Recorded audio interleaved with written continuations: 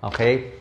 Pero ituturo ko sa inyo ano yung tamang paraan. Kailan ba binibigay ang statin?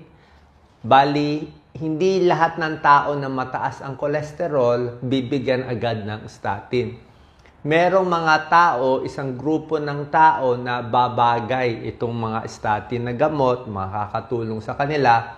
Pero may isang malaking grupo rin naman ng tao, kahit medyo mataas ang kolesterol, hindi rin dapat binibigyan agad. Okay, so ikukwento ko sa inyo kung ano yung tamang pagbigay nito, sino pwede at sino hindi.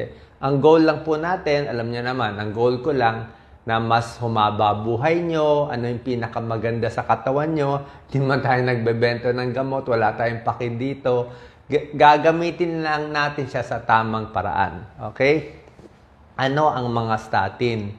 Ang statin, gamot siya pampababa ng kolesterol. Actually, sa Amerika, siya ang #1 drug na binibigay sa mga Amerika. Siya na #1 na pinakamarami na bibigyan nito, itong mga atorvastatin.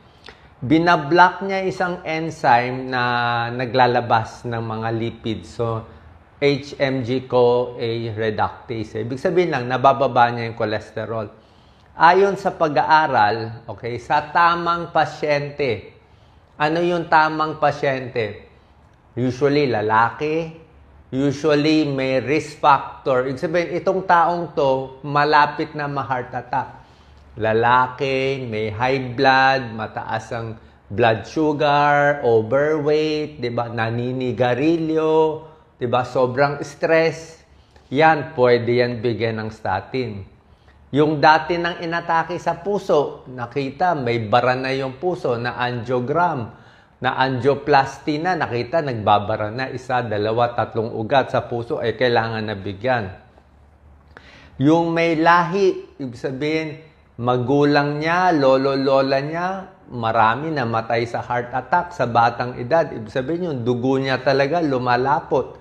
Tapos yung cholesterol niya, hindi lang konting taas, super taas. So ang point ko, pag very high ang risk profile, pwede bigyan ng statin. Makakatulong sa kanila. Ito maraming pag-aaral talaga to.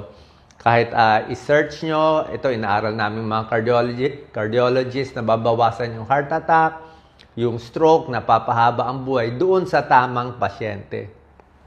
Okay? Pero, nakikita ko rin sa mga nakikita ko mga tao, marami rin naman nabibigyan ng statin na parang hindi naman kailangan. Ang cut-off kasi ng total cholesterol level is 200 mg per DL. Okay, so 200 yan, shortcut